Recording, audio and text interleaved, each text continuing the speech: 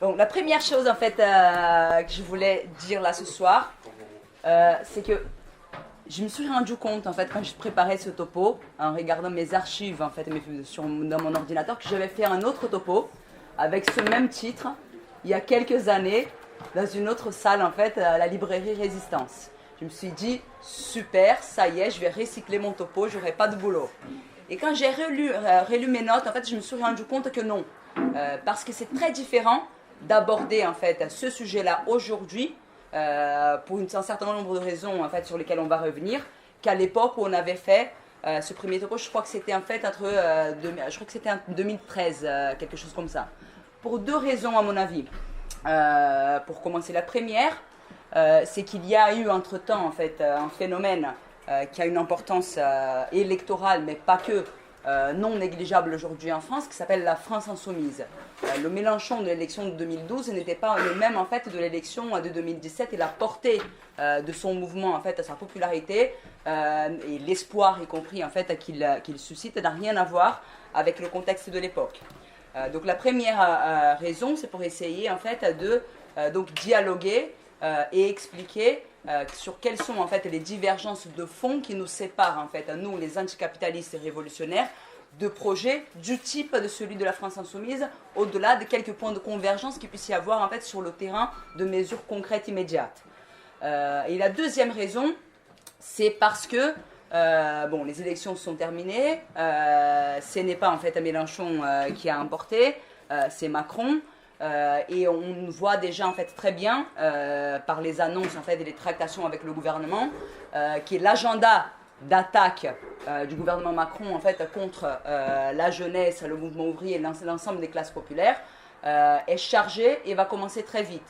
Donc se pose aussi une discussion sur quelle est la méthode pour, d'une part, en fait, à résister aux contre-réformes du gouvernement Macron, mais pas que, aussi, en fait, pour obtenir des nouveaux droits, des nouveaux acquis, de nouvelles conquêtes pour notre classe. Donc c'est autour, en fait, de ces deux questions-là qu'il me semble qu'il y a une réactualisation du débat, en fait, sur réforme ou révolution. Donc première chose, quand on parle de réformisme, de quoi parle-t-on? Si on devait synthétiser qu'est-ce que c'est, en fait, le réformisme, et après on va revenir, en fait, sur qu'est-ce que c'est la révolution, mais qu'est-ce que c'est le réformisme? On pourrait dire, en fait, que c'est une stratégie qui vise à obtenir une transformation sociale par le biais de réformes obtenues dans le cadre des institutions et en ayant, en fait, comme un outil fondamental l'action parlementaire. Non, pour une définition, en fait, globale. Après, on va aller plus, en fait, au cœur du sujet et voir y compris les différenciations internes qui peuvent exister à l'intérieur même, en fait, de ce grand concept qui est le réformisme. Donc ce courant-là, il est né à la fin du 19e siècle à l'intérieur, en fait, du courant marxiste qui s'appelait à l'époque, en fait, à l'échelle internationale, la social-démocratie. Donc la première chose qu'il faut voir, c'est que le réformisme, c'est un courant, en fait, qui naît à l'intérieur du mouvement ouvrier et à l'intérieur des organisations révolutionnaires du mouvement ouvrier. Comme vous êtes certainement un certain nombre à savoir, il y a, en fait, toute une histoire du mouvement ouvrier pendant le 19e siècle, qui passe, en fait, par la création de la première internationale, par des expériences révolutionnaires comme celle de 48, qui ont profondément marqué les révolutionnaires de l'époque pour une raison, en fait, très simple. C'est la première fois où, en fait, prolétaires et bourgeois vont s'affronter physiquement, en fait, dans les rues de Paris, parce que, en fait, au moment où les prolétaires voulaient aller plus loin que ce, en fait, que la bourgeoisie n'avait prévu dans la révolution de 48, c'est la bourgeoisie elle-même, en fait, qui va tirer contre les ouvriers et qui va les réprimer. Et les marxistes, ils tirent de cette expérience historique-là la conclusion que l'émancipation des travailleurs ne sera possible que par le biais du renversement, en fait, révolutionnaire de la bourgeoisie, que donc la classe des travailleurs serait amenée à faire sa propre révolution, comme la classe bourgeoise avait fait la sienne, en fait, en 1789. Donc ça, c'est quelque chose qui va marquer profondément, en fait, le mouvement révolutionnaire et le mouvement ouvrier de l'époque. Et à partir de là, les marxistes, en fait, vont se revendiquer comme un courant qui cherche, en fait, à préparer une révolution sociale dont l'aboutissement, en fait, serait, disons, la destruction du système capitaliste et la mise en place d'une nouvelle organisation sociale où il n'y ait pas d'exploitation, où il n'y ait pas de gens qui vivent du travail des autres, où il n'y ait pas d'État, etc., etc. Et donc pendant toute la deuxième partie du 19e siècle, c'est ça en fait la doctrine générale des marxistes. Et donc pourquoi ce débat-là arrive à la fin du 19e siècle? La première chose en fait qu'il faut comprendre, c'est que entre 48 et la fin du 19e, il y a deux processus en fait qui se sont enchaînés. Bon, après la Commune de Paris, il va y avoir encore en fait une grande crise en 73, mais après 73, il y a une longue période de croissance économique. Le capitalisme, y compris contre les prévisions de Marx, va montrer qu'il a encore en fait une certaine vigueur. Il y a une période en fait de croissance économique où le chômage se réduit énormément, etc., etc. Ça c'est la première donnée. Et la deuxième donnée, c'est que les régimes de type démocratique parlementaire s'étendent à tout un tas de pays de l'Europe et en fait en particulier, c'est le cas qu'on va regarder plus de près, à l'Allemagne qui était en quelque sorte en fait le berceau et le pays où la social-démocratie, donc les révolutionnaires de l'époque, étaient les plus forts.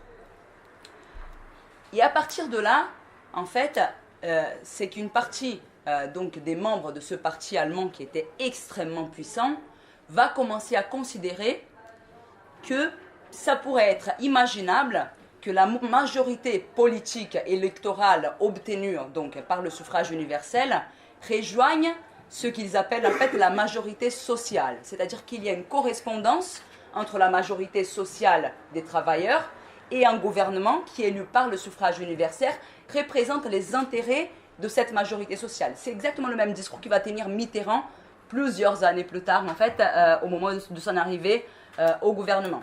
Et le principal théoricien de ce tournant théorique à l'intérieur de la social-démocratie est un monsieur qui s'appelle Bernstein et qui va en fait critiquer les thèses de Marx. C'est celui en fait qui va ramener à la théorie, qui va théoriser quelque chose qui était déjà devenu une pratique dans la social-démocratie. Et en gros, il va dire deux choses. Il va dire que Marx s'était trompé parce qu'il avait prédit un effondrement inévitable du capitalisme et que la révolution socialiste arriverait comme un avenir proche lié à cet effondrement-là. Il dit ça ne s'est pas passé et il a en partie raison. Marx, d'une certaine façon, il voit une crise du capitalisme terminal en fait avant qu'elle n'arrive. Il s'anticipe de ce point de vue-là. Et la deuxième chose donc qu'il va dire, c'est qu'après la grande crise de 1873, le capitalisme avait manifesté une vigueur et une élasticité étonnante. Et il va dire donc que le capitalisme est en train de créer des mécanismes qui font les crises catastrophiques, en fait, elles ne peuvent plus arriver, que de toute façon, le capitalisme va toujours trouver une sortie. Et un des arguments centraux de Bernstein à l'époque, et après, vous allez pouvoir, en fait, vous-même faire le parallèle avec des choses qu'on nous dit aujourd'hui, c'est le rôle, en fait, du crédit. Donc, comme les gens, en fait, peuvent choper des crédits, machin et compagnie, ça crée une espèce de matelas que fait que les gens peuvent résister, même dans des situations de crise, etc. Et que donc, il n'y a plus de crise catastrophique du système capitaliste. Donc, il se dit, puisque il ne faut pas attendre une crise catastrophique du capitalisme, il faut que le Parti socialiste en fait actualise sa stratégie, ses tâches et qu'il se donne donc comme projet le passage graduel et pacifique au socialisme. Donc une transition pacifique et graduelle au socialisme. Ça c'est la première variante, si vous voulez, du réformisme. C'est un réformisme qui affiche encore un objectif socialiste, il dit notre but reste le même, c'est la société débarrassée de l'exploitation, c'est la société sans classe, c'est la société sans État, mais dans les conditions actuelles, il se fait que c'est possible, par les garanties qui nous sont données par la démocratie, et y compris en fait par le fait qu'il n'y a plus de crise du capitalisme et tout ça, c'est possible d'y arriver de façon en fait graduelle et pacifique. Entre nous, si on nous dit ça en fait et qu'on ne connaît pas beaucoup l'histoire, on se dit c'est plutôt une bonne idée. Pourquoi en fait on va et faire une révolution où il y a souvent des morts, il y a en fait énormément en fait d'énergie qui est déployée, etc., etc. Si c'est possible d'arriver au même objectif par des moyens qui soient en fait donc pacifiques, graduels, dans la tranquillité, etc., etc. On va voir après pourquoi ça ne marche pas comme ça. Et l'autre chose donc qu'il va dire, c'est que le socialisme reste un but, mais que l'essentiel n'est plus le but, mais c'est le mouvement par lequel le parti avance pas à pas dans la voie des conquêtes sociales. Ça c'est une citation, c'est une phrase en fait de Bernstein. Donc on voit bien qu'il y a un déplacement entre un parti qui se préparent pour la prise du pouvoir, et en partie dont l'objectif central, ça va être en fait d'obtenir des conquêtes partielles dans le mouvement quotidien de tous les jours. Donc il y a là en fait un changement extrêmement important. À l'époque, et je ne vais pas rentrer dans ce débat, mais je vais vous donner en fait quelques indications si vous voulez le poursuivre, cette position-là, elle a été très fortement combattue par d'autres membres de la social-démocratie. La première, en fait, une grande révolutionnaire, peut-être la plus grande révolutionnaire femme de l'histoire, qui s'appelle Rosa Luxembourg, et qui écrit en polémique avec les thèses de Bernstein, en fait, un livre à l'époque qui s'appelle précisément en fait Réforme ou Révolution. Donc on lui a piqué son titre pour la séance d'aujourd'hui. Et plusieurs années plus tard, par Lénine lui-même, qui va polémiser plus directement, y compris avec Kautsky, qui est un autre éminent dirigeant de la social-démocratie allemande et qui avait à cette époque-là rejoint déjà les thèses de Bernstein. Donc pour ça, vous pouvez lire L'État et la Révolution de Lénine, où il y a toute une polémique très intéressante, en fait, très centrée sur la question en fait, de l'État et de l'appareil de l'État, parce que dans les thèses des révisionnistes, comme on appelait à l'époque en fait, de la social-démocratie allemande, ils se disent, en fait, une des conclusions, c'est que en fait, ce n'est plus nécessaire de détruire l'appareil de l'État en fait, existant. On peut l'occuper, donc mettre en fait, des prolétaires à la place des bourgeois et gérer après la société à partir en fait, de l'appareil de l'État tel qu'il est. Et Lénine il va combattre frontalement cette thèse-là pour expliquer pourquoi en fait, les révolutionnaires ne peuvent pas s'emparer d'une machine en fait, qui est pensée, conçue, etc., pour être l'instrument de domination d'une minorité qui est la bourgeoisie sur la majorité de la population, qui sont l'ensemble des classes subalternes et en particulier les travailleurs, les prolétaires. Donc il y a eu à cette époque-là une sorte d'âge d'or du réformisme. On avait l'impression que ça marchait super bien leur truc. Le parti il grandissait. À cette époque-là, la social-démocratie allemande, c'était en fait un truc incroyable. Ils avaient leur propre poste, pour que vous ayez une idée. Ils avaient des clubs de vacances. Ils avaient en fait, c'était une espèce de société dans la société. Et ils avaient des dizaines et des dizaines de journaux quotidiens. Enfin, rien à voir avec aucune organisation ouvrière telle que celle que vous connaissez aujourd'hui.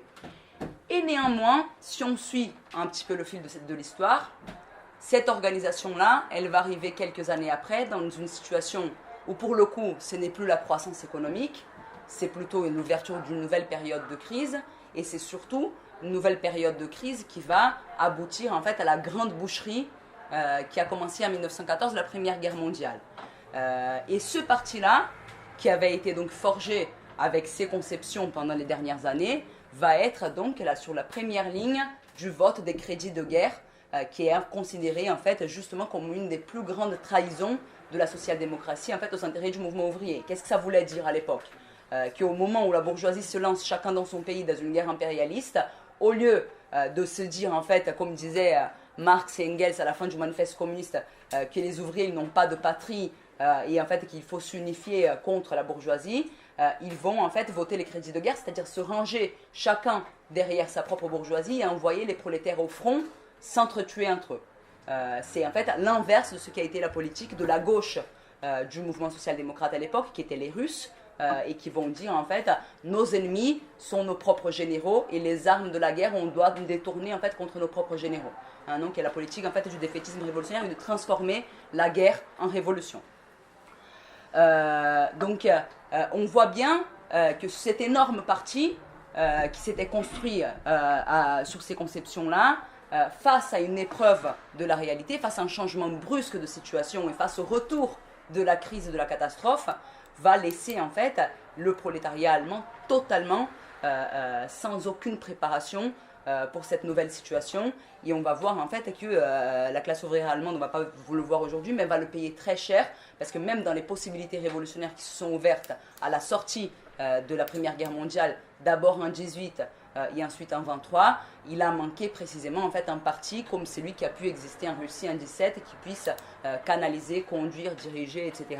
l'énergie des travailleurs vers la prise du pouvoir. Et la défaite des révolutions en Allemagne va ouvrir la voie pour la montée du fascisme dans les années qui suivent. C'est l'aboutissement en fait de ce même processus. Donc pour essayer en fait, donc ça c'est une première âge d'or du réformisme. Il y a une deuxième âge d'or du réformisme en Europe, plus récente, et qui s'appelle en fait les 30 Glorieuses. Et si on essaye en fait d'analyser et de comparer avec la période dont on vient de parler, il y a un point commun entre les deux, c'est-à-dire en fait que c'est des périodes en fait de croissance économique exceptionnelle. Non, les 30 glorieuses, sur la base de la destruction des forces productives qui avaient été entraînées par la Deuxième Guerre mondiale, il va y avoir en fait une sorte de relance de l'économie avec plusieurs années, avec un très bas taux de chômage, avec une certaine élévation du niveau de vie, même si elle est inégale selon en fait s'il s'agit de travailleurs hommes et blancs, et si on commence à regarder les travailleuses femmes et les travailleurs immigrés, on va voir en fait que tout le monde n'a pas profité de la même façon, mais évidemment en fait que c'est une période où les éléments de crise du système capitaliste, ils étaient en quelque sorte en fait cachés sous le tapis d'une croissance liée à la reconstruction de l'après-guerre. Et si on regarde que en fait, le fait que c'est pendant ces deux moments-là qu'il y a eu le plus, en fait, disons, de développement du courant réformiste, que le courant réformiste s'est le plus renforcé, on peut en tirer, à mon avis, une première conclusion. Et cette première conclusion, c'est en fait qu'à différence d'aujourd'hui, il y a eu à une époque un réformisme qui était capable d'accorder un certain nombre de réformes. Parce que si on regarde en fait les réformismes d'aujourd'hui, on pourrait dire en fait que c'est un réformisme sans réforme. On nous promet en fait des changements de société, etc. Mais quel a été le gouvernement en fait même de gauche pendant les 10 dernières années qui a fait une véritable réforme, comme quelques réformes qui ont pu être faites en France, sur lesquelles on va revenir, comme par exemple en fait des acquis comme les congés payés, des acquis comme la sécurité sociale, etc. Depuis en fait plusieurs années, même les gouvernements de gauche, l'expérience pour en fait, ceux qui, comme moi, sont latino-américains, qui connaissent un peu plus de près l'expérience des gouvernements progressistes en Amérique latine, on voit en fait que les changements dans en fait, le partage du revenu et dans les conditions générales de vie des travailleurs, dans leurs droits, etc., sont extrêmement marginales.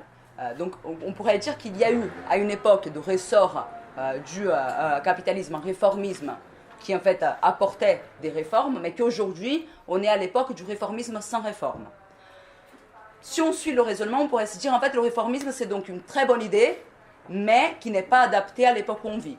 Donc peut-être qu'il y a, après une période de relance du système capitaliste, etc., ça peut redevenir en fait une stratégie qui soit d'actualité. Et c'est pour ça en fait que je pense qu'il faut, et c'est le chemin que j'ai choisi pour cette intro d'aujourd'hui, revenir un peu en arrière dans l'histoire et essayer d'étudier un petit peu précisément en fait les moments où il y a eu des grandes réformes qui ont été obtenues en France et comment elles ont été obtenues. De ce point de vue-là, il y a 3 moments clés où il y a eu des avancées sociales importantes en France pendant le XXe siècle. La première, en fait, c'est après la grande grève de 1936, pendant le Front populaire. La deuxième, c'est à la sortie de la Deuxième Guerre mondiale, entre 1945 et 1947. Et la troisième période, c'est 1968. Donc, pas besoin en fait de vous raconter, vous le connaissez mieux que moi, qui ne suis pas française, mais bon, les acquis en fait de 36, de 45-47, plus que de 68 y compris, c'était une augmentation de salaire, mais 36 et 45-47, c'est les principaux acquis du mouvement ouvrier actuel. C'est la sécurité sociale, c'est les congés payés, c'est la journée de travail à 40 heures, c'est les conventions collectives, etc., etc. Donc ce que je vous propose en fait, c'est de faire une sorte de retour en arrière et de regarder empiriquement comment ces réformes-là ont été obtenues, quel a été le rôle des réformistes de l'époque, pour ensuite essayer de revenir à l'actualité et en tirer des conclusions sur le moment politique qu'on vit. J'espère que ça va pas être fastidieux, mais je pense en fait en tout cas que c'est assez parlant et que ça va nous permettre en fait de regarder avec un regard renouvelé les expériences qu'on est en train de vivre aujourd'hui. Donc comme vous savez, en 1936, c'est l'année en fait de l'élection du gouvernement du Front populaire, l'élection de Léon Blum de Léon Blum qui a lieu en fait le 3 mai 1936. J'ai trouvé une citation de Léon Blum où il explique comment il concevait son projet dans le gouvernement. Et c'est assez intéressant en fait pour voir la question en fait qu'on était en train de discuter sur la dissociation qui commence à exister dans la pensée de certains marxistes en fait révisionnistes entre l'objectif du socialisme et la gestion quotidiennes et immédiates des conquêtes sociales minimes qui peuvent être obtenues.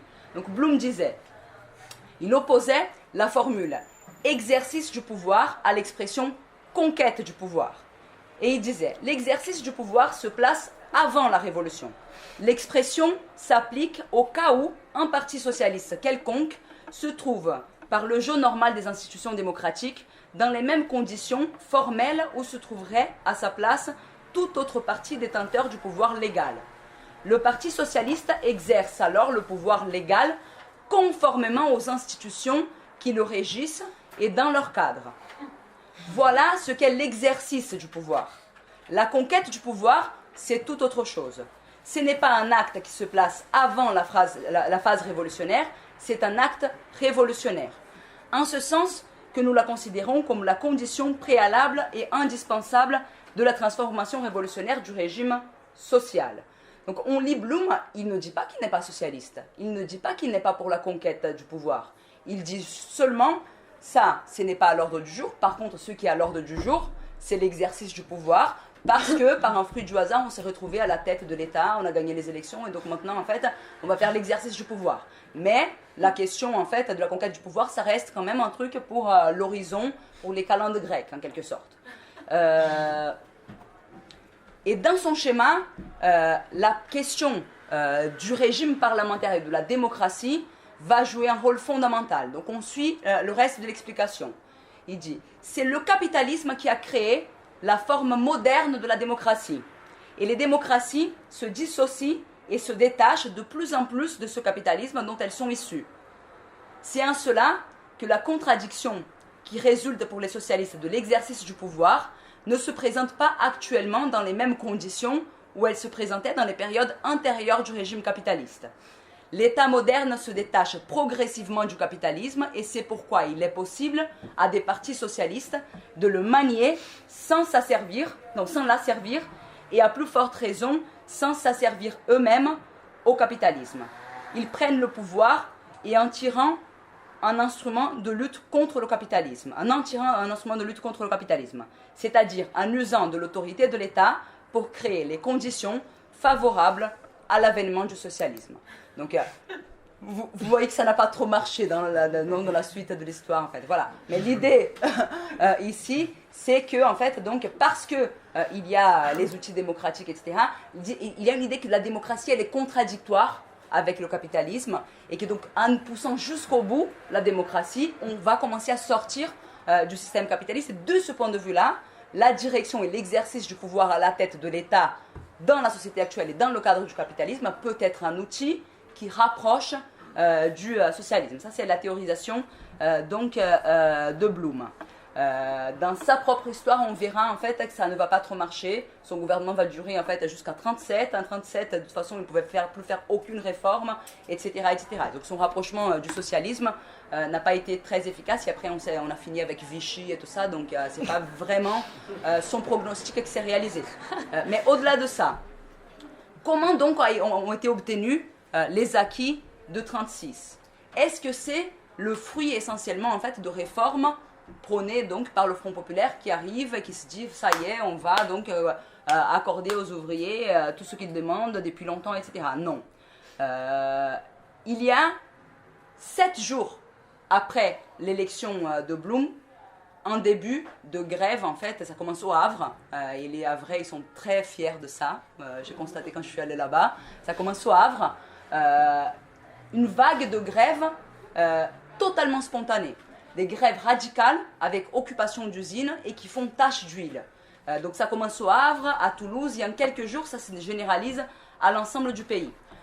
Et c'est des grèves, en fait, qui vont arriver en fait à regrouper à un moment donné 2 millions de grévistes quand même, ce qui est énorme pour la taille de la classe ouvrière de l'époque, et qui vont avoir une particularité par rapport aux grèves précédentes, c'est qu'elles vont développer la méthode de l'occupation d'usines. Donc c'est pas les ouvriers font grève et ils rentrent chez eux, c'est les ouvriers vivent la grève à l'intérieur de l'usine, et ça a créé en fait une forme d'auto-organisation, d'échange, de débat. On appelait ça à l'époque, si vous regardez les photos, etc., c'était les grèves de la joie, parce que les gens en fait ils dansaient dans les usines, ils jouaient aux cartes, enfin, c'est toute une sorte de nouvelle vie du mouvement ouvrier en fait qui émerge autour en fait de la grève de 36.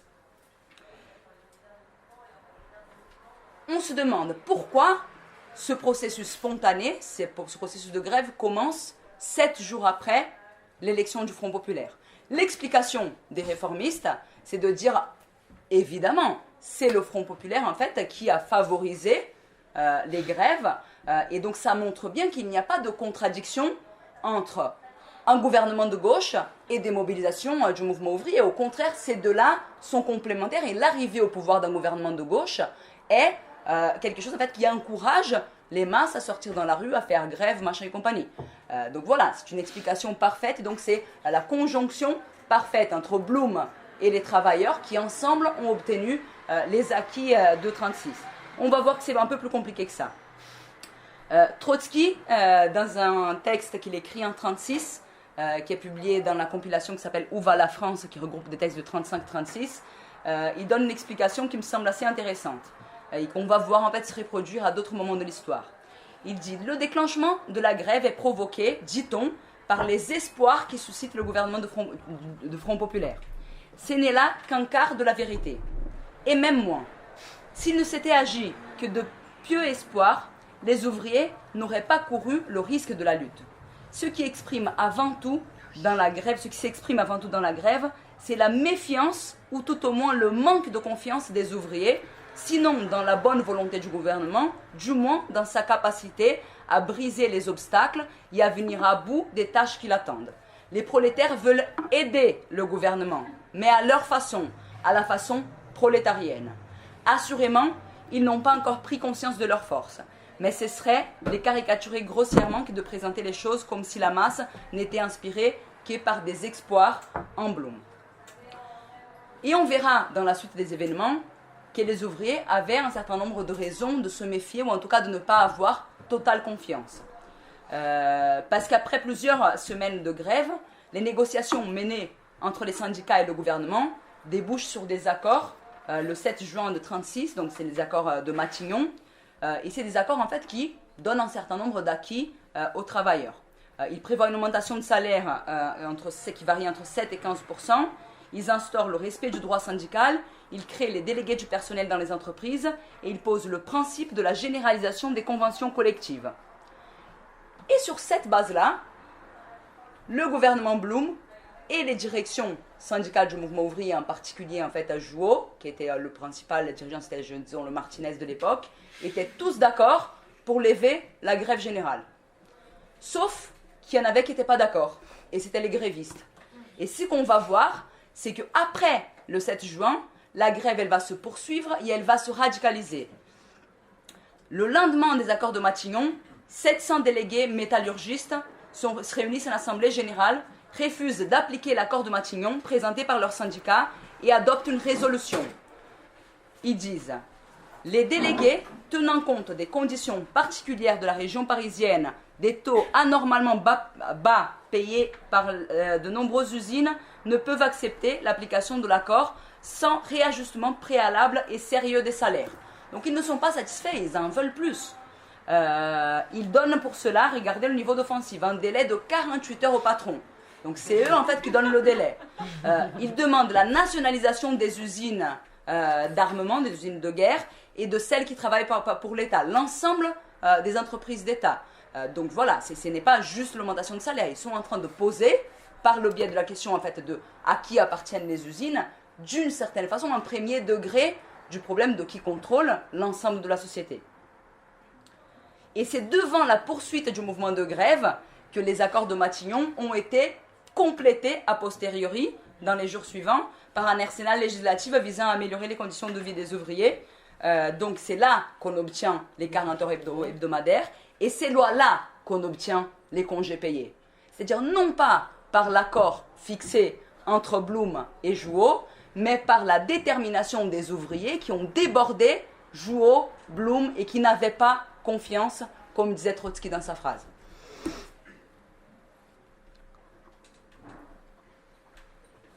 Et après, donc l'obtention de tout ça, il y en avait quand même qui voulaient poursuivre la grève.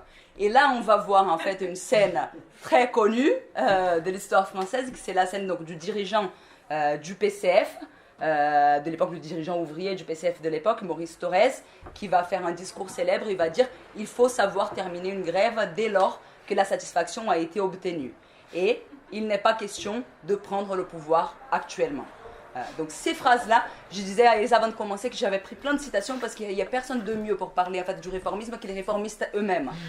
Donc les phrases de Thorez ici, elles synthétisent un problème central. Le problème du moment où les ouvriers qui ont commencé à se mobiliser pour en fait, des revendications qui pouvaient être salariales se rendent compte de leur pouvoir, prennent conscience qu'ils peuvent aller plus loin, commencent à se poser des questions politiques, et c'est à ce moment-là que les mêmes qui avaient été en fait dans une certaine mesure un appui pour la lutte revendicative vont se retourner contre le mouvement ouvrier, ils vont dire « Ah non, non, non, non, la question du pouvoir, surtout pas, surtout pas ». Et c'est ça qui va faire Thorez à ce moment-là. Il a été le seul qui a été capable, parce qu'il avait une grande autorité, parce que le PCF pesait beaucoup dans le mouvement ouvrier. Sans lui, la bourgeoisie aurait eu beaucoup de mal à finir avec la grève de 36, parce qu'il y avait encore un niveau de détermination, une force pour continuer et pour aller plus loin. Ce qu'on veut dire par là, on va continuer avec les autres exemples. Et ce qu'on veut dire par là, c'est que ce qui était posé en 36, c'était la possibilité d'une révolution. Et c'est la possibilité d'une révolution qui est en quelque sorte en fait avortée ou déviée, avec un effet collatéral quand même de réformes extrêmement importantes pour le mouvement ouvrier, mais sans qu'il puisse y avoir une remise en cause plus profonde et structurelle de l'organisation sociale dans son ensemble, de la propriété privée et de l'exploitation capitaliste. Cela est d'autant plus grave qu'il faut penser un petit peu en fait à quel était le contexte de l'époque.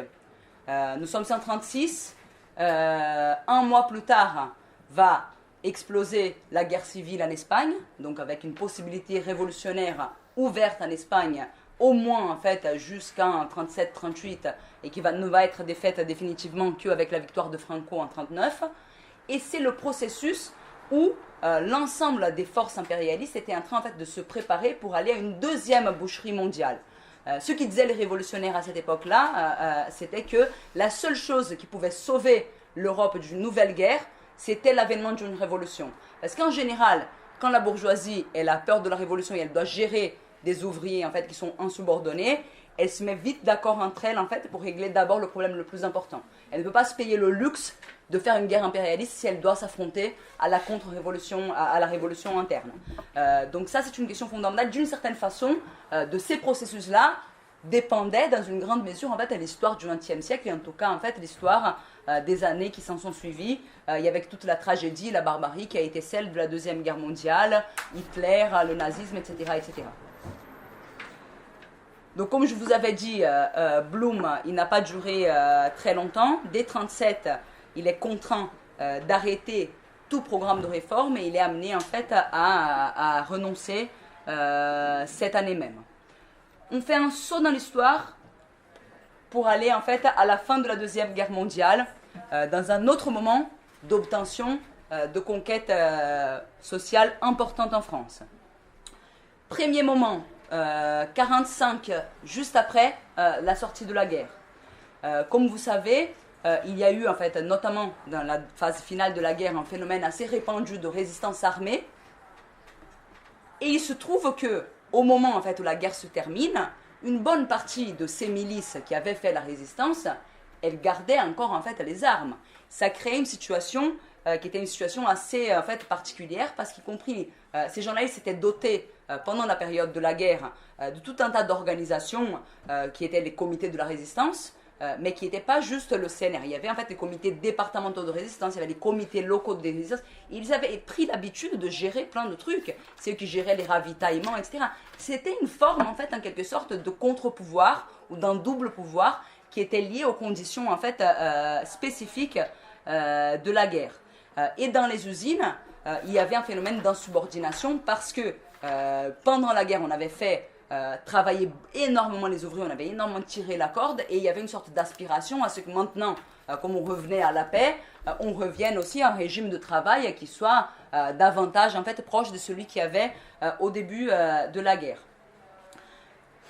Cette situation-là, où il y a à la fois des groupes armés qui continuent à exister, il y a un début en fait de poussée ouvrière, n'a pas été l'apanage de la France à la sortie de la Deuxième Guerre mondiale.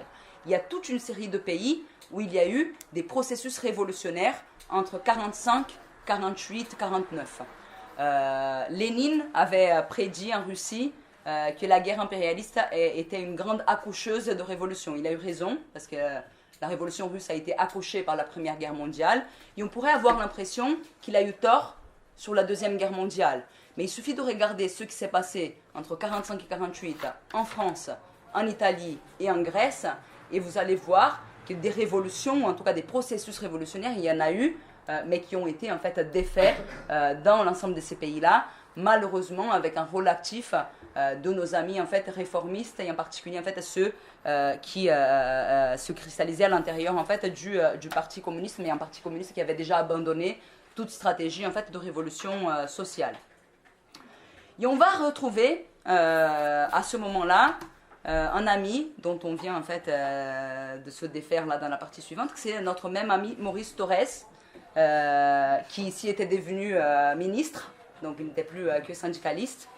Et c'est extrêmement intéressant en fait ce qu'il dit à cette époque-là. Il y a une réunion du comité central du Parti communiste en janvier 1945, et il y a donc une discussion sur quoi faire des gardes patriotiques, qui étaient ces formes donc de milices armées héritières de la résistance.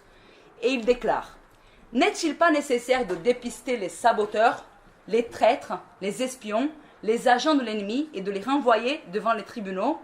Il va de soi que cette dernière tâche incombe uniquement aux représentants qualifiés de la puissance publique. Le peuple a le droit et le devoir de faire entendre sa voix, mais c'est à l'autorité légale de procéder aux perquisitions, aux arrestations, aux jugements et à l'exécution des jugements. Quelques mots à ces propos sur l'organisation des milices patriotiques devenues les gardes civiques et républicaines. Ces groupes armés ont eu leur raison d'être avant et pendant l'insurrection contre l'occupant hitlérien et ses complices vichysois. Mais la situation est maintenant différente. La sécurité publique doit être assurée par les forces régulières de police constituées à cet effet, les gardes civiques et d'une façon générale, tous les groupes armés irréguliers ne doivent pas être maintenus plus longtemps. Donc le PC va jouer un rôle fondamental dans le désarmement d'une partie en fait du mouvement ouvrier, de la jeunesse, des classes populaires qui étaient restées armées et qui auraient pu évidemment en fait utiliser ces armes-là dans un processus révolutionnaire si en fait il s'était vraiment déclenché en liaison y compris avec le processus de grève qui va commencer en fait juste après. Dès 45-46, il y a des grèves en fait assez importantes, relativement isolées, mais un début de phénomène d'insubordination ouvrière. Et c'est intéressant de voir en fait quelle était l'attitude de la CGT et du PCF face à ces premières grèves-là. Je vous donne en fait un exemple ou deux. Décembre de 1945 éclate une grève des fonctionnaires. Thorez, qui est ministre de la fonction publique, refuse de donner satisfaction aux grévistes. En janvier 1946, les rotativistes de la presse remettent en cause le blocage des salaires et Thorez s'écrie au Conseil des ministres. Citation: « Ce sont des anarchistes qui se sont déshonorés pendant la guerre. Jamais je n'ai entendu parler d'un ouvrier du livre qui ait refusé d'imprimer les Pariser Zeitung. » C'est-à-dire, en fait, ils accusaient l'ensemble des ouvriers d'être des collabos. C'est ça le discours, en fait, du PC pour discréditer les ouvriers qui faisaient grève. Donc, l'ensemble des ouvriers du livre avaient collaboré avec les Allemands. Août 1946, une grève des postiers en fait, qui a été victorieuse. Un des principaux dirigeants ouvriers du PCF de l'époque, Montmousseau, qui était cheminot d'origine, écrit dans l'Humanité du 5 août. Les premières informations que nous recevons démontrent qu'une poignée d'agents répartis dans différents centres qui, sous l'occupation, collaborèrent avec Pétain, sont à la base du mouvement d'indiscipline qui risque de compromettre les postiers et la CGT aux yeux de la population française. Sympa.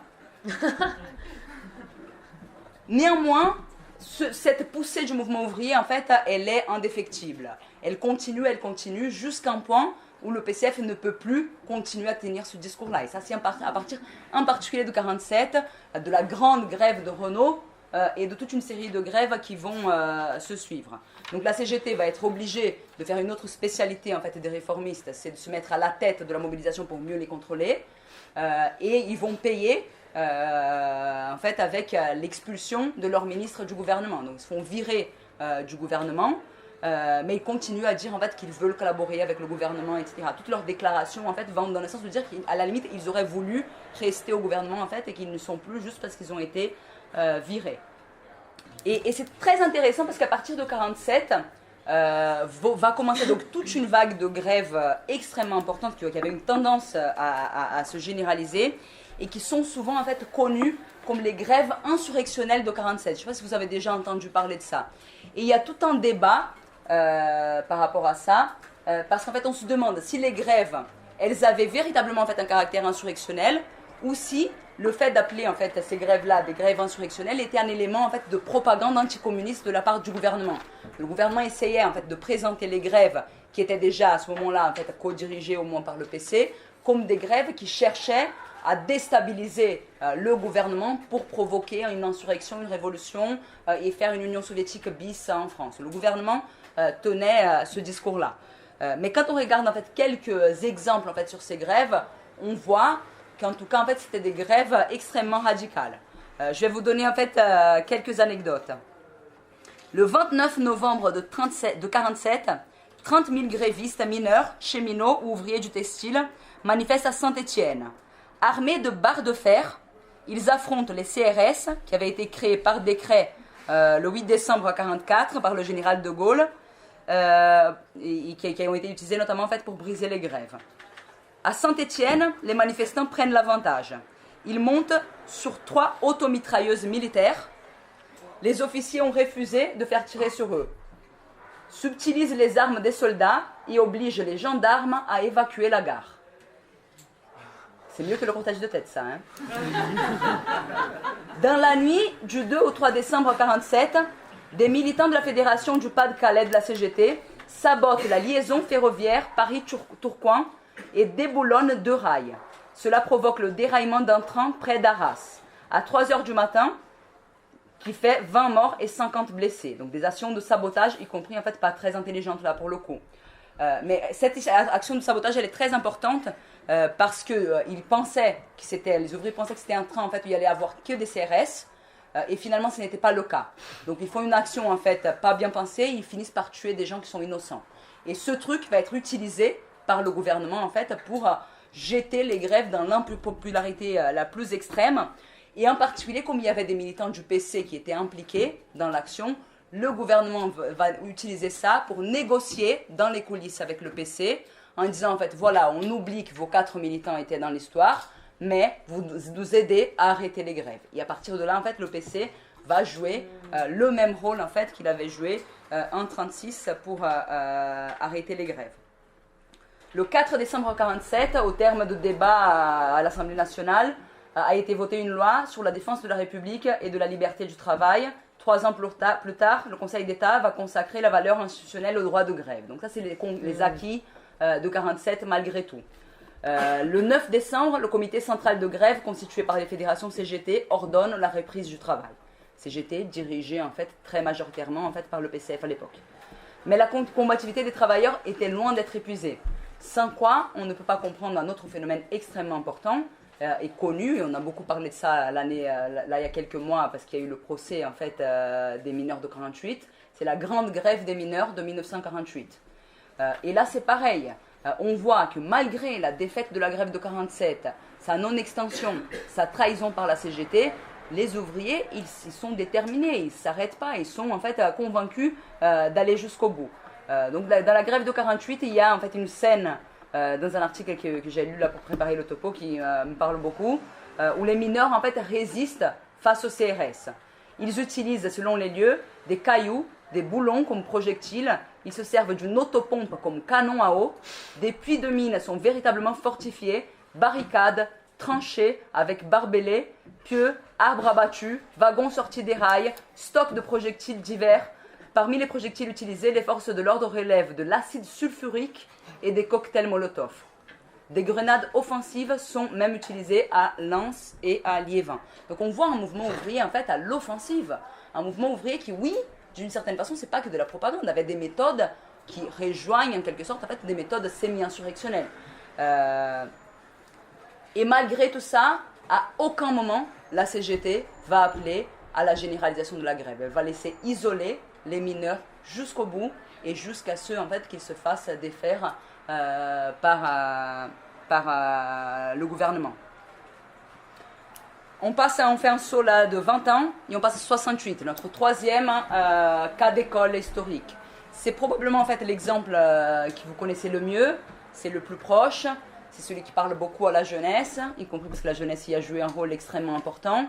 Mais souvent en fait on ne parle quasiment que de la jeunesse en 68 et ça c'est une partie du problème.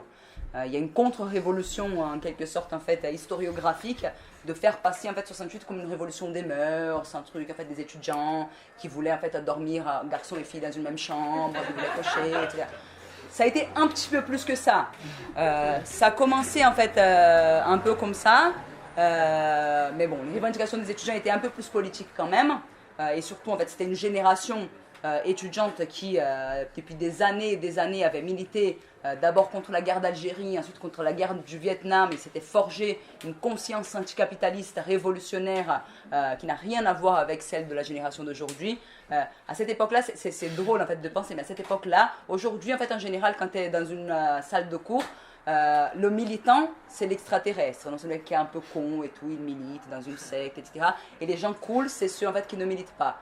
À l'époque, c'était l'extrême inverse. Les cons, c'est ceux qui ne militaient pas. La question qui était posée à votre génération de l'époque, c'était est-ce que vous étiez en fait maoïste, trotskiste, situationniste, etc., etc. Il y avait en fait un niveau d'adhésion aux idées anticapitalistes et révolutionnaires en général en fait dans la jeunesse qui était extrêmement important, et les débats stratégiques ils se situaient beaucoup en fait sur le terrain de quelle était la meilleure stratégie pour la révolution. Mais la mobilisation des étudiants, en particulier en fait suite à la répression autour en fait de la nuit des barricades, elle va agir en fait comme une sorte d'étincelle qui va réveiller le géant endormi qui était en fait la classe ouvrière, qui depuis des années et des années, sauf en fait dans quelques mobilisations partielles, était pas mal endormie par cette situation en fait de 30 glorieuses, de croissance économique, où il n'y a pas beaucoup de chômage, etc., etc. 68, c'est 10 millions d'ouvriers en grève, c'est 3 semaines de grève générale pour de vrai, rien à voir avec les grèves en fait qu'on voit aujourd'hui, où il y a tout qui marche, etc., etc. Si vous regardez en fait les films de l'époque, vous voyez tous les commerces sont fermés, il n'y a aucun transport qui circule, en fait c'est ville morte. Et après on va voir en fait pour des résultats très mitigés. Mais avant en fait, on va examiner encore une fois avec nos amis réformistes du PCF leur attitude par rapport à la mobilisation étudiante avant le début de la mobilisation ouvrière. Ils vont être profondément hostiles. Georges Marchais publie un article dans l'Humanité sur la classe ouvrière et les étudiants, début mai. Le secrétaire à l'organisation du Parti communiste s'emploie à démasquer les faux révolutionnaires, les fils de grands bourgeois et l'anarchiste allemand Cohn-Bendit. C'était avec ces mots-là que le journal L'Humanité du PCF parlait du mouvement du 22 mars et de la mobilisation en cours dans le mouvement étudiant. Mais ils n'ont pas fait que parler. Les témoignages de l'époque, il y a plein de livres intéressants. Il y a un que moi j'aime beaucoup, c'est le témoignage de Daniel Ben Saïd et Henri Weber, qui s'appelle Mai 68, répétition générale, qui raconte en fait les choses jour à jour. Si vous voyez en fait les témoignages de l'époque, les étudiants qui essayaient d'aller discuter avec les ouvriers dans les usines se faisaient tabasser par les militants du PC et de la CGT. Ils étaient empêchés de discuter avec les ouvriers parce qu'ils y allaient en essayant en fait précisément de faire en sorte que les ouvriers les rejoignent dans leur bataille. Ils portaient à l'époque un de leurs mots d'ordre que je trouve assez poétique, c'est un truc qui dit, je crois, prenez de nos faibles mains nos drapeaux de lutte. Donc vous les ouvriers qui avez vraiment en fait la force pour les porter, prenez nos drapeaux, quoi, ou nos doigts fragiles ou un truc comme ça, de nos mains fragiles, nos drapeaux de lutte. C'était ça en fait en quelque sorte leur programme. Et en fait il y a eu une énorme résistance du PC qui en fait voyait le risque de se faire déborder sur sa gauche par tous ces étudiants qui venaient et qui discutaient avec des ouvriers qui jusqu'ici en fait les suivaient quand même en fait beaucoup. Deuxième chose importante à savoir, et c'est pareil pour 36 et pour 47, c'est qu'à aucun moment il n'y a eu un appel à la grève générale. À aucun moment. Dans tous les moments où il y a eu des vraies grèves générales en France, c'est ça le paradoxe, c'est des grèves générales qui n'ont été appelées par personne. Et quand il y a des appels à la grève, en général, ils ne sont pas très suivis. Mais bon, bref, c'est la paradoxe avec aujourd'hui. Mais en fait, les 3 grands moments de grève générale sont en fait des poussées spontanées. Ils ne sont pas le fait des directions syndicales et politiques du mouvement ouvrier. Les 3 semaines de grève, j'essaie d'aller un peu plus vite pour arriver aux conclusions parce que j'ai été plus longue que prévu. Et de toute façon, c'est l'expérience que je crois vous connaissez le plus. Et sinon, en tout cas, on peut revenir après dans le débat. 3 semaines de grève, 10 millions de grévistes. Et à la fin de tout ça, donc il y a, comme par rapport à 36, un accord, sauf que cette fois-ci, en fait, c'est pas à Matignon, c'est rue de Grenelle. Et c'est pour ça que ça s'appelle en fait les accords de Grenelle. Où en fait les directions syndicales, la direction de la CGT hégémonisée par le PCF, conclut avec le gouvernement un accord où en fait il y a quelques mesures périphériques après, mais l'essentiel c'était une augmentation de salaire. Une augmentation de salaire en fait certes importante, mais qui a été en fait bouffée par l'inflation en moins d'1 an après. Donc disons un acquis très éphémère et très minime pour en fait l'ampleur de la mobilisation qui a été déclenchée. Mais c'est très intéressant de voir que les accords de Grenelle, en fait, ils ne sont pas passés comme une lettre à la poste. Comme en 36, les ouvriers, ils voulaient aller plus loin. Il y a plusieurs exemples de ça. Le premier, c'est peut-être en fait des cas historiques, les grands affrontements, en fait, où il y a eu par exemple le mort de Flins, de Renaud Flins, où il y a des affrontements en fait, entre la police et les ouvriers, c'est après les accords de Grenelle. C'est-à-dire, en fait, c'est les ouvriers qui voulaient aller plus loin, qui se font massacrer jusqu'à la mort par les CRS. Y compris parce qu'à partir du moment où il y avait eu un accord avec la CGT, le gouvernement envoie le signe, maintenant vous pouvez taper, parce que ceux qui continuent en grève, c'est vraiment les gauchistes. Donc vous pouvez taper dur. Premier exemple. Et ce deuxième exemple, plus en fait, horizon culturel si vous voulez, il y a en fait un court-métrage, que moi j'adore, qui s'appelle La reprise du travail aux usines Wonder. Ça se passe chez moi à Saint-Ouen, là où j'habite en fait. Où on voit pendant 10 minutes un syndicaliste en fait, de la CGT et ensuite en fait, un membre de la mairie PCF qui essaye de convaincre une jeune ouvrière de 14 ans qu'il faut finir la grève et qu'il faut rentrer à l'usine et qu'il faut reprendre le boulot. Et pendant 10 minutes, cette ouvrière, elle pleure. Elle dit que non, elle dit qu'elle ne veut pas y aller. Alors tes camarades, tout le monde a décidé de rentrer. Non, moi je rentrerai pas, non, je rentrerai pas là-dedans. Ça, je mettrai plus les pieds dans cette tôle, là. Vous rentrez ici, vous allez voir quel bordel que c'est. On est dégueulasse jusqu'à là, on est toutes noires, hein, faut le voir, vous. Bien sûr, les bonnes femmes qui sont dans les bureaux, elles s'en foutent, là. Faillotte avec le patron, c'est tout ce qu'elle cherche à faire, de toute façon, alors. On va pas tout résoudre aujourd'hui. On va y arriver à l'imposer. De toute façon, c'est fini, maintenant, on pourra plus rien avoir. C'est pas vrai, pas avec le patron, avec... Tu disais ça il y a 3 semaines, plus un jour. C'est une étape, c'est pas... Ben oui. C'est pas fini. Il sait bien ce qu'il a perdu, lui. Va te faire propriété. C'est pas fini, c'est une étape. Il a dit chez Mondeur, ça sera plus jamais comme avant. Tu vois, il faudra que les Vous travailleurs... l'avez dit, ça. Ils y veillent. Premièrement, pour le vote, ils ont fait des saloperies. On le sait, on le Ça dénoncera. fait rien. On le dénoncera, mais on peut pas tout Bon, faire ben il faut pas tout avoir d'un seul coup, on peut pas l'avoir tout d'un seul coup, c'est une étape. Vous n'avez pas buggy, c'est pas Et maintenant, Il était saboté le vote, oui. Ils ont fait ça à la saloperie, oui. Le vote qui a été fait ici a été dépouillé sans un seul représentant. Oui, d'accord, il y a eu des pressions vis-à-vis du personnel nord-africain, algérien, a fait dépouiller le vote avec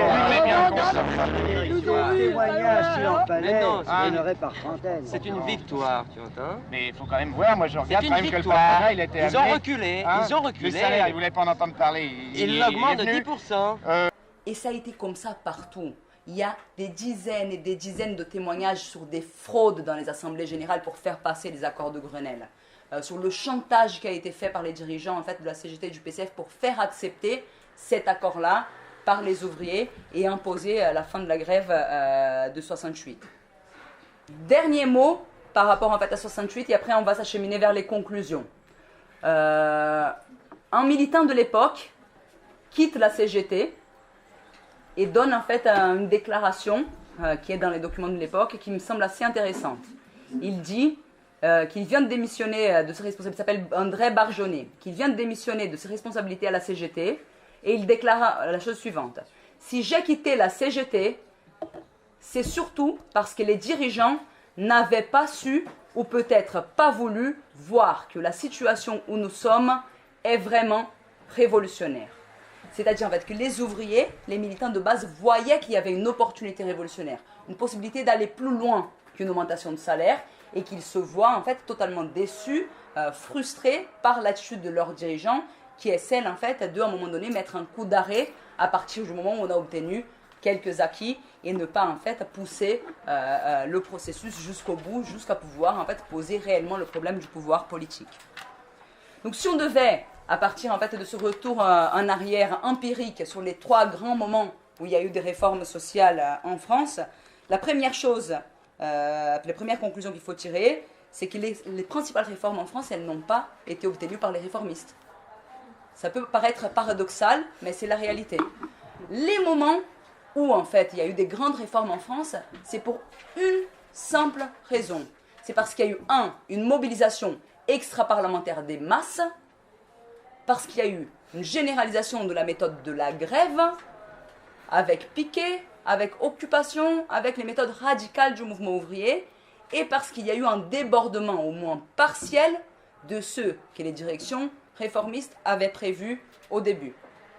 D'une certaine façon, on pourrait dire donc que les grandes réformes, elles sont un produit bâtard de révolution avortée.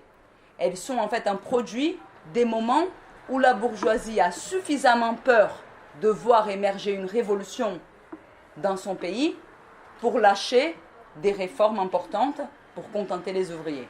Je ne sais pas si ça existe ici, mais au Brésil, il y a en fait une expression qui traduit très bien ça. Je ne sais pas si ça existe en français. Il dit que la bourgeoisie lâche les bagues pour ne pas se faire couper les doigts. Ça existe en français, non?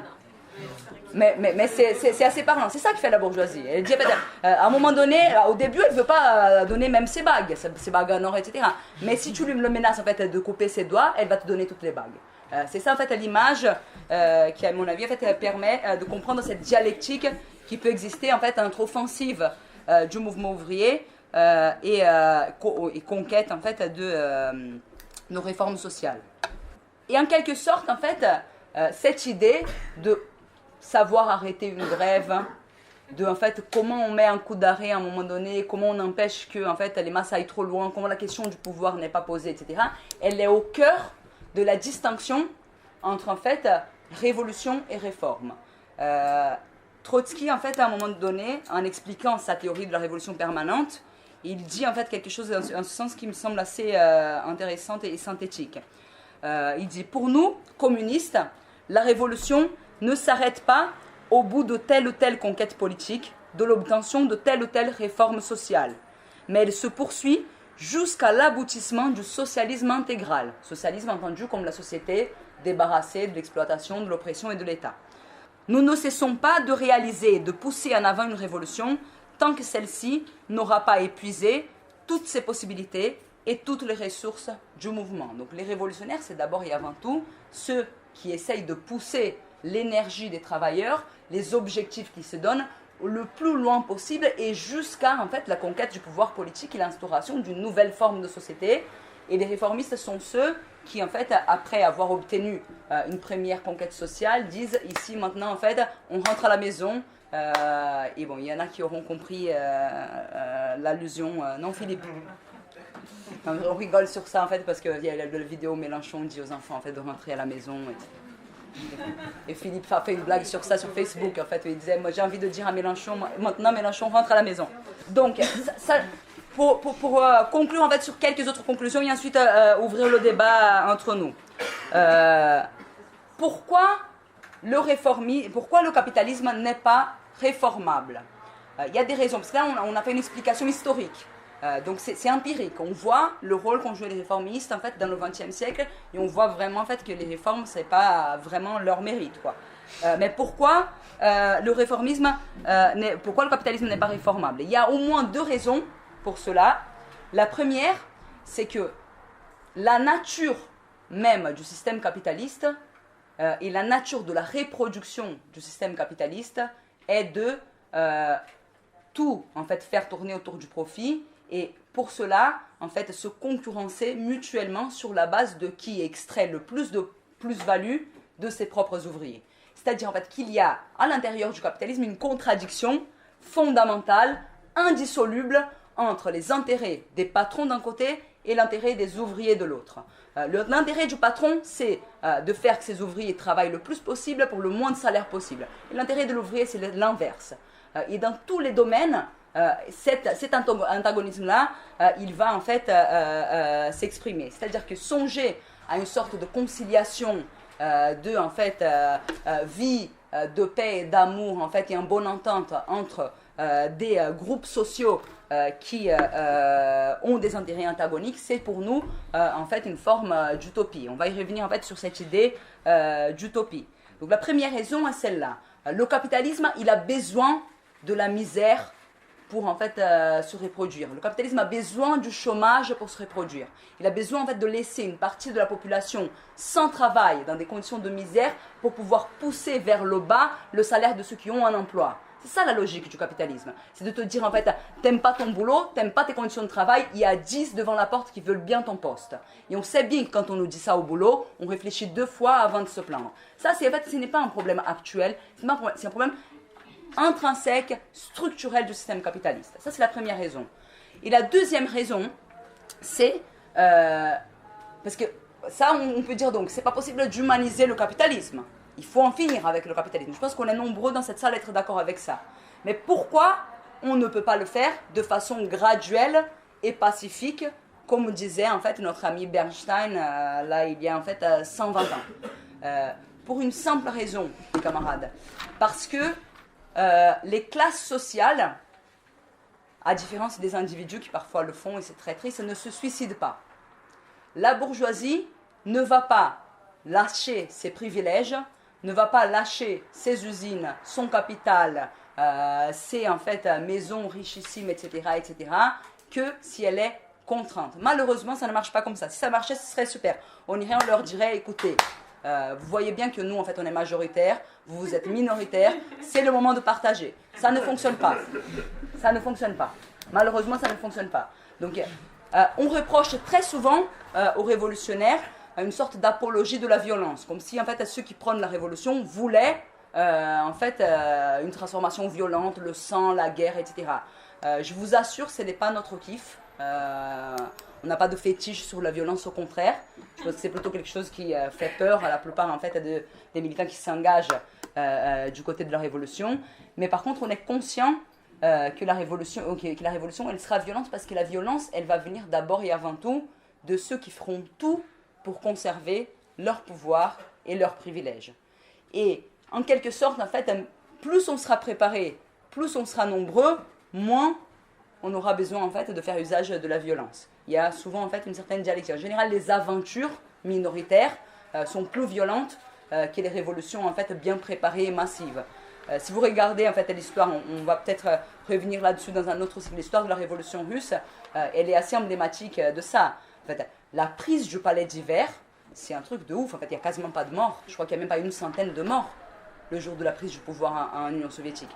Mais c'est en quelque sorte que c'était en fait juste l'acte final. Le pouvoir, il était déjà dans les mains des ouvriers, qui contrôlaient déjà tout, qui contrôlaient déjà les chemins de fer, qui contrôlaient déjà la poste, qui avaient déjà pris le contrôle des télécommunications en général, qui avaient les soviets, etc., etc. Donc le niveau de préparation va avoir en fait une certaine influence sur le niveau de violence nécessaire.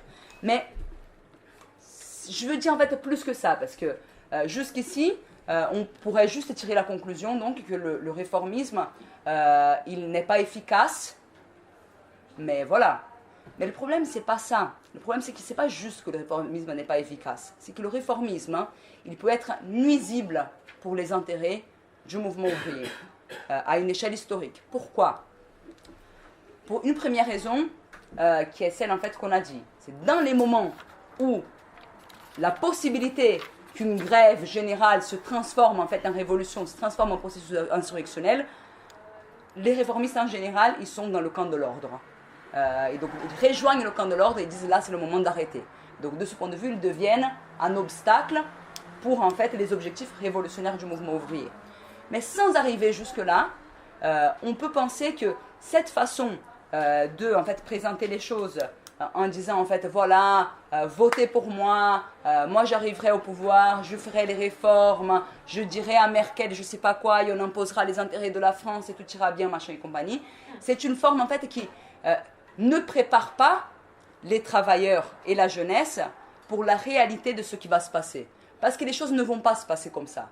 Et en général, l'illusion sur la possibilité d'un passage graduel et pacifique vers le socialisme a été porteuse en fait de grandes défaites et de grandes tragédies, même pour le mouvement ouvrier.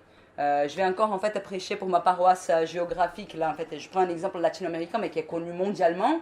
Il suffit de regarder le cas d'Allende au Chili. Allende, si vous voulez, c'est un des réformistes les plus honnêtes et les plus radicaux qui a pu exister dans le monde. Et en quelque sorte, son gouvernement a fait des vraies réformes, des vraies nationalisations. Quel est le problème? Pourquoi en fait ça n'a pas marché? Pourquoi c'est mal fini cette histoire? Parce qu'à un moment donné, la bourgeoisie qui continuait à exister quand même s'est dit écoutez, ce bordel là chez moi, ça ne va pas pouvoir se passer comme ça. Et elle a commencé à organiser une contre-révolution. Elle a commencé en fait à conspirer contre le gouvernement d'Allende. Elle a commencé à monter des bandes fascistes avec les enfants de la bourgeoisie. Elle a commencé en fait à préparer des secteurs putschistes à l'intérieur de l'armée. Tout ça avec le soutien de l'impérialisme américain qui avait déjà envoyé, y compris des gens en fait, pour directement apprendre aux militaires chiliens comment bien torturer les gens pour avoir des informations, etc., sur la base de leur savoir-faire appris en Algérie. Parce qu'il y avait des Français qui venaient aussi en fait aux États-Unis, c'était pas en Algérie, mais il y avait des agents en fait américains et français qui voyageaient en Amérique latine à cette époque-là pour en fait apporter vraiment en fait un savoir-faire de répression des mouvements sociaux.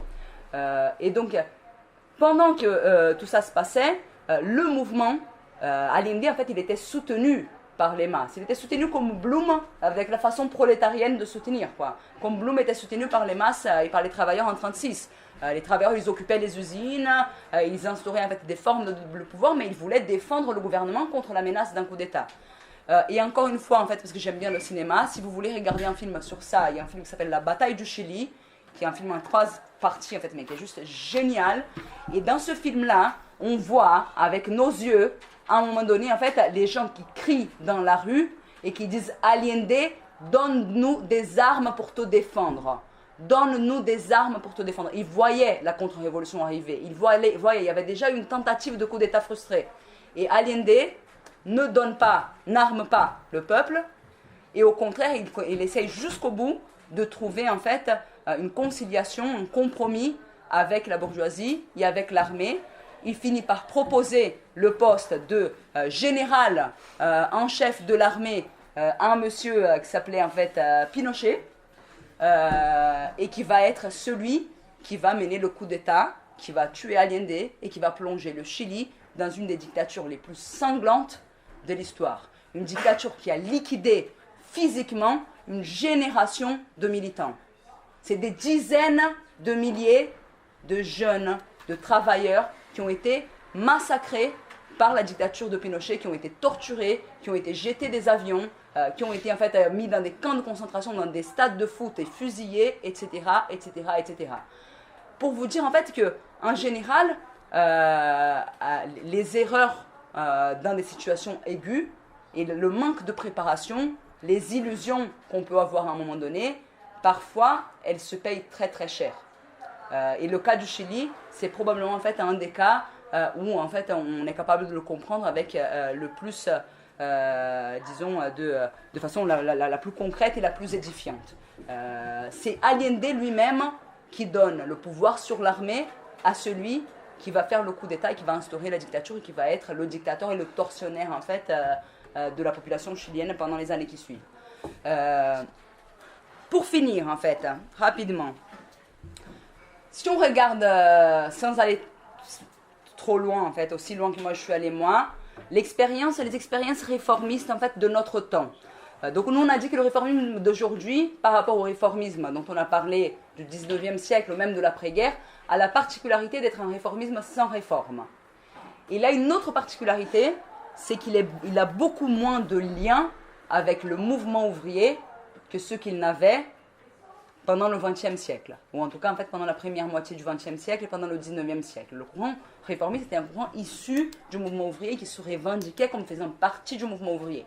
Le réformisme d'aujourd'hui, il a beaucoup moins de liens, et souvent, en fait, parfois c'est le cas en France avec la France insoumise, il s'autonomise de la notion de classe ouvrière pour commencer en fait à rejoindre d'autres notions comme celle de peuple, ou en fait dans le cas de Podemos en Espagne, on parle ceux d'en bas contre ceux d'en haut, c'est-à-dire en fait on dissout relativement en fait le rôle du mouvement ouvrier, de la classe ouvrière à l'intérieur.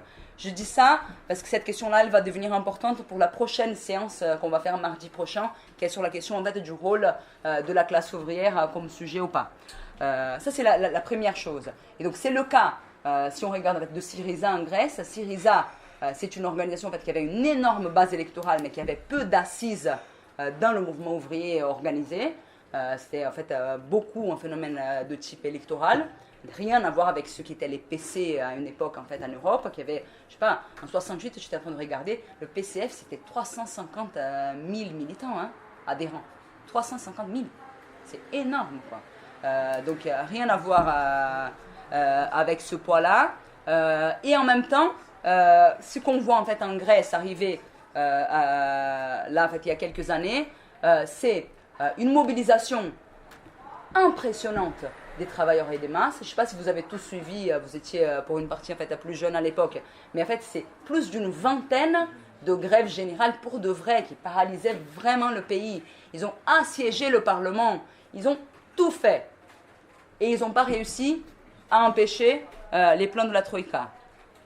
Suite à ça, Syriza arrive avec des possibilités à une élection et suscite un énorme espoir qu'avec Syriza, on allait pouvoir en fait stopper le processus de pillage de la Grèce. On allait pouvoir stopper les plans de la Troïka. Tsipras, il s'est fait élire avec en fait un programme anti-austérité. C'est pas un programme socialiste, hein, mais c'est un programme anti-austérité. Il disait qu'il était le candidat contre les mémorandums et qu'il allait en fait mettre un coup d'arrêt à toutes les humiliations que la Troïka était en train en fait de faire subir à la Grèce et aux travailleurs et à la jeunesse grecque à ce moment-là. Et donc, d'une certaine façon, l'élection de Tsipras, elle va, contrairement à ceux qui disaient, y compris une partie de nos camarades, même au sein du NPA à l'époque, elle n'a pas été comme en fait chez Blum, dans une certaine mesure, en fait, même si on a vu toutes les contradictions, quelque chose qui a encouragé le mouvement de masse en fait, à continuer de se battre. Il a été au contraire une sorte de canalisation et de déviation électorale de la mobilisation. Après en fait, l'élection de Tsipras, c'est plutôt en fait, une longue phase morose dans le mouvement de masse en fait, qui va s'ouvrir, et les prochaines mobilisations et grèves générales, elles vont se mener déjà contre le gouvernement de Tsipras. Donc il y a une forme en fait de canalisation de la colère populaire par la voie électorale, et on a vu en fait les résultats, parce que c'est assez impressionnant comment en fait quelqu'un qui se fait élire avec un programme anti-austérité, en 6 mois devient le principal agent des mémorandums et de l'application des plans de la Troïka en Grèce. Parce que c'est ça Tsipras aujourd'hui. Il applique toutes les règles imposées par la Troïka. C'est une leçon en fait de choses assez importantes. Pourquoi en fait je passe rapidement en fait sur Tsipras, même si on peut y revenir après? Parce qu'il y a toute une discussion en France et on interpelle souvent en fait un Mélenchon là-dessus. Là j'arrive en France et j'arrive à Mélenchon. On dit qu'est-ce qui fait? Pourquoi ça ne va pas vous arriver, à vous, la même chose qui est arrivée à Tsipras en Grèce? Et Mélenchon, il a 2 réponses pour ça. La première, il dit, la France, c'est pas la Grèce. Wesh, nous, on est un grand pays, etc. Ça a des limites. Parce que même des grands pays, ils peuvent, à des moments donnés, en fait, se faire imposer des conditions extrêmement importantes, extrêmement néfastes, en fait, d'austérité, etc. Et la deuxième, qui nous explique, il explique, moi je ne suis pas Tsipras, moi je vais tenir tête à Merkel, moi je ne vais pas faire ce qu'il a fait. Et donc c'est en fait un truc qui joue beaucoup sur le courage de la personnalité.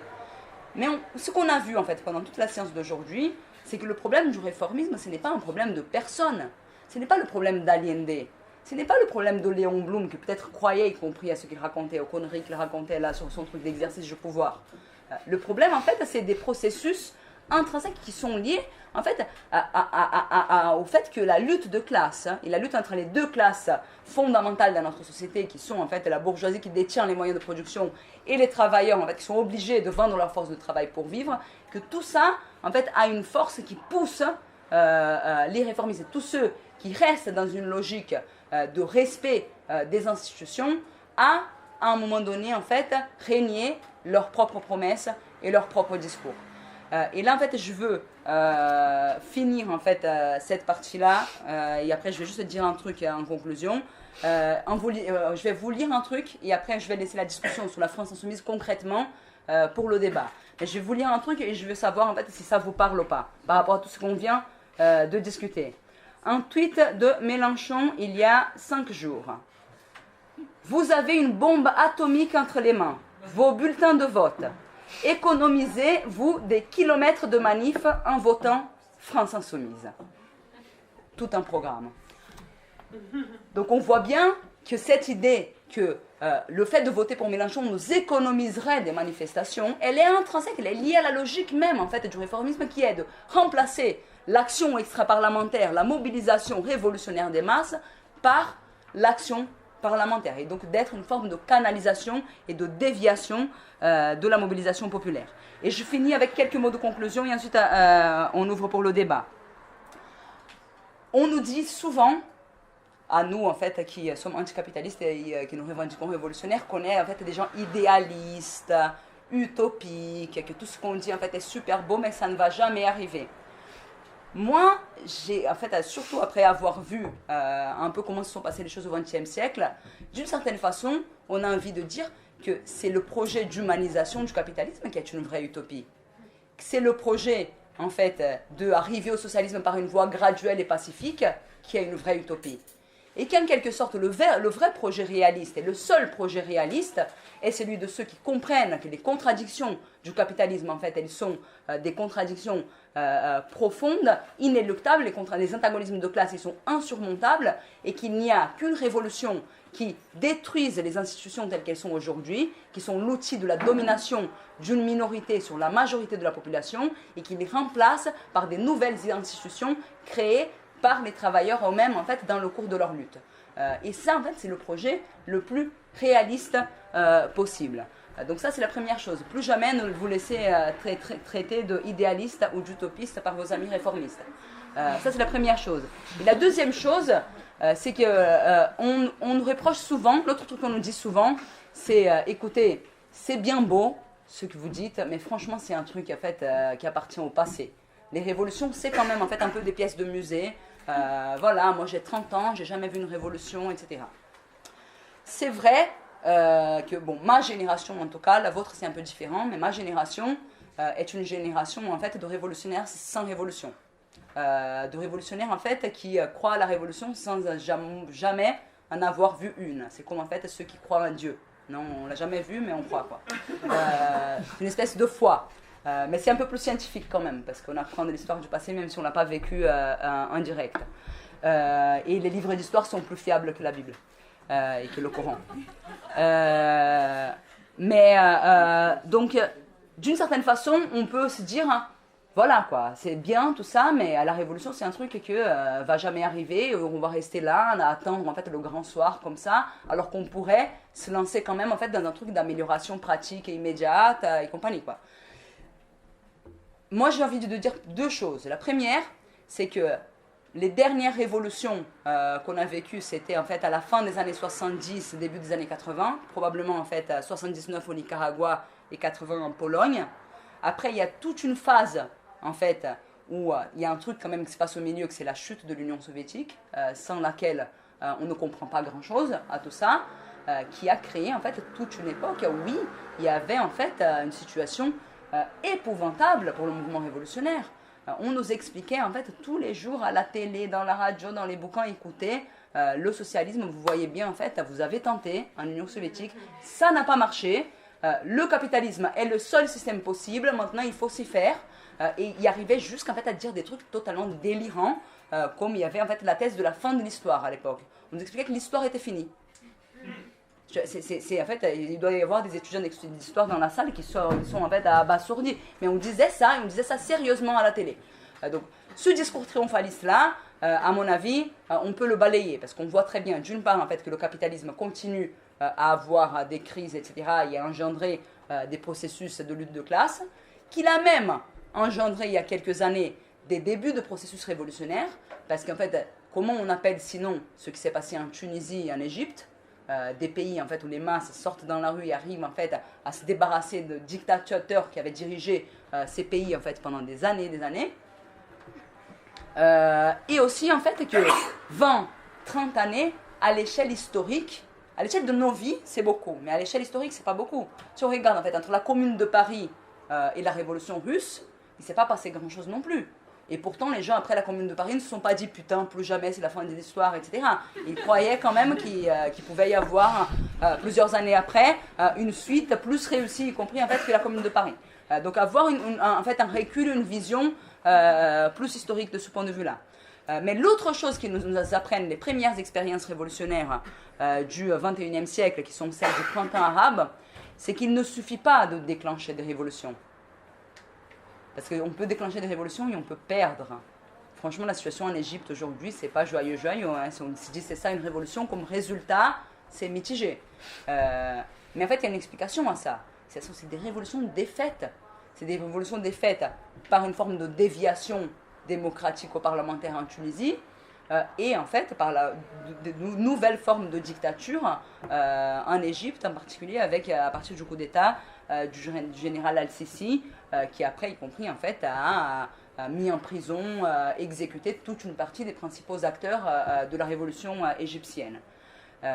Donc d'une certaine façon, le paradoxe c'est que pour faire des révolutions, il n'y a pas besoin de révolutionnaires. Pour déclencher, en général, les processus révolutionnaires, les déclenchements de processus révolutionnaires ne sont pas le fait des militants révolutionnaires. C'est des processus relativement spontanés qui sont le résultat de en fait, tendances accumulées pendant des années au sein du mouvement ouvrier qui à un moment donné en fait, explose et le mouvement ouvrier dit on n'en peut plus. Et on veut en fait se battre, on veut se battre pour autre chose. Mais là où les révolutionnaires sont indispensables, les camarades, c'est précisément pour une fois que en fait, un processus de ce type-là est déclenché, être capable en fait, de penser à partir des expériences du passé et en apprenant en fait, des expériences du passé, quelle est la meilleure politique, le meilleur moment, la meilleure articulation de force pour gagner. Parce qu'on ne veut pas juste en fait, à faire chier la bourgeoisie. On ne veut pas juste en fait, leur dire on fait un gros mouvement, on vous fait flipper et après en fait, on revient dans le rang. On veut gagner. On veut les défaire. Et pour ça, ça ne se fait pas malheureusement en fait de façon spontanée. Pour une raison simple, c'est que la bourgeoisie elle n'est pas très spontanée non plus. La bourgeoisie en fait elle est très organisée, elle dispose de plus de moyens matériaux que nous, elle dispose en fait du monopole de la violence légale, ça s'appelle police, armée, CRS, tout ça, service de renseignement et tout ça. Elle dispose d'en fait un appareil idéologique énorme, ce sont vos universités, le savoir qui est en fait reproduit, c'est en fait la télévision que vous regardez le soir, etc. etc. Enfin, elle dispose de tout un arsenal, mais en plus de ça, elle a des gens qui pensent, qui apprennent de son passé. La bourgeoisie française est une classe qui a beaucoup de conscience de classe, beaucoup plus que le prolétariat, et qui a une énorme expérience et un savoir-faire contre-révolutionnaire. C'est une classe qui a su écraser plein de possibilités révolutionnaires. Elle a écrasé 48, elle a écrasé 71, elle a écrasé la Commune de Paris, 71. Et ensuite, en fait, dans les processus qu'on a vus, elle a su à chaque fois trouver les bons alliés à l'intérieur du mouvement ouvrier pour empêcher que 36, que 45-47, que 68 deviennent de vraies révolutions. Donc on ne gagnera que si nous, en fait, on est mieux préparés, plus malins, etc. qu'eux. Et pour ça, ce n'est pas spontané, malheureusement. Ça demande en fait un certain travail de préparation. Pour nous, militer, c'est ça. Militer, c'est se préparer à tenter, à aspirer en tout cas, de jouer un rôle dans la préparation qui fait que le moment des affrontements venu, on ne sera pas déboussolé comme en fait les ouvriers qui ont été un peu en fait embobinés par les réformistes qui disaient putain je croyais que ça allait être une élection et tout d'un coup je me retrouve avec une guerre civile. Donc de se préparer pour les événements tels qu'ils vont avoir lieu, de faire en sorte que nos forces, au moment où on y arrive, elles soient les plus étendues et les plus conscientes possibles. Et c'est ça en fait qui nous donne non pas une garantie de gagner, parce que malheureusement dans la vraie vie il n'y a pas de garantie, on peut toujours perdre, mais en tout cas qui nous met dans les meilleures conditions possibles pour en fait au moins aspirer à gagner le moment venu. Donc pour nous, l'objectif de militer et du militantisme révolutionnaire est celui-là. Et si en fait aujourd'hui on vous invite en fait à nous rejoindre, que ce soit en fait dans les comités du NPA où on participe, ou y compris en fait à Révolution Permanente, c'est pour partager un projet en fait de ce type-là et en fait pour aspirer à, comme on aime bien dire en fait en paraphrasant un vieux révolutionnaire, peut-être en fait porter sur ses épaules une petite particule de l'avenir de l'humanité, du destin de l'humanité. C'est à ça qu'on aspire. C'est modeste et en fait audacieux à la fois. Mais en tout cas, quand on regarde en fait l'expérience historique de notre classe, on voit bien combien une génération, une organisation révolutionnaire bien implantée, bien déterminée, etc., a pu faire défaut pour qu'on puisse précisément en fait, transformer chacune de ces occasions, non seulement en fait, dans des révolutions abortées qui ont comme un produit secondaire des réformes sociales, mais une vraie révolution qui nous débarrasse en fait, et qui en finisse avec tous les rapports d'exploitation, d'oppression et qui ouvre en fait, des nouvelles possibilités d'épanouissement en fait, pour l'ensemble de l'humanité, qui en finissent avec la famine, avec les guerres, etc. etc. C'est un projet en fait vachement ambitieux, mais qui vaut, selon nous en tout cas, vraiment le but d'être mené. Et sur ce, je termine.